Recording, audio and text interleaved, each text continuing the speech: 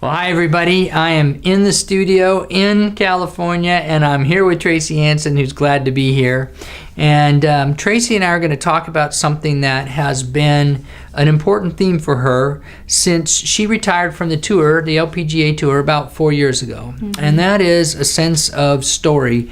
And when I say that, I know that many of you are familiar with the fact right now that so many people talk about story and telling their story and that sort of thing.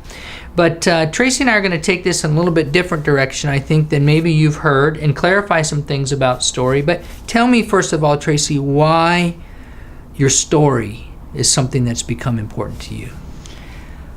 For most of my life, until after I retired from the tour, I didn't know I had a story.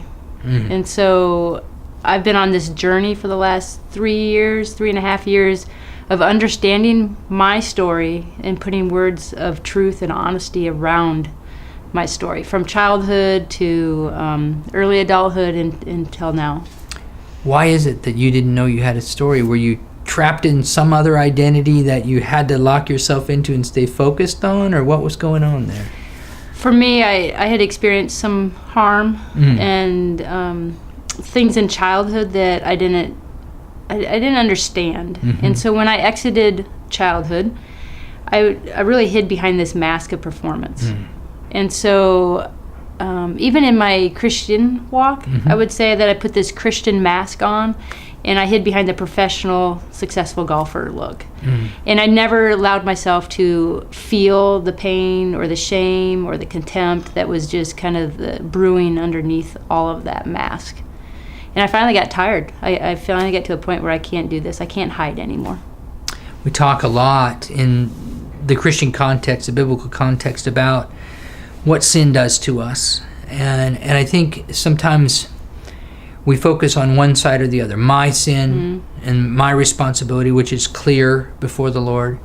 Or we talk about all of those people and we put all the blame on their sin and the damage that it did to me.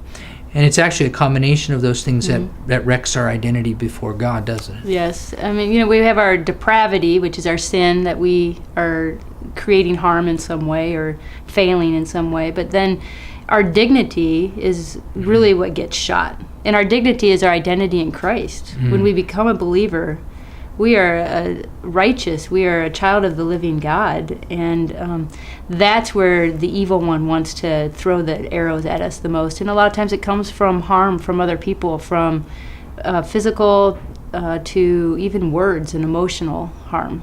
And that, when our dignity is attacked, it's really hard to climb up out of that. Now you have found yourself telling your story, including the very difficult parts of your story, to more and more people, sharing basically what God has done in your life. What value has that had for you, being able to actually say, here's my story, laid out, kind of out there for everyone to see? Yeah. As I continue to put words of truth around my story, it's not just for me. We all have a story, and my hope is that as I can share pieces of my story with other people, that it'll make them curious about their own and being willing to go into those deeper layers. Because when we're hiding and when we're trying to push away that pain or that shame, that's when the evil one really has power over our life.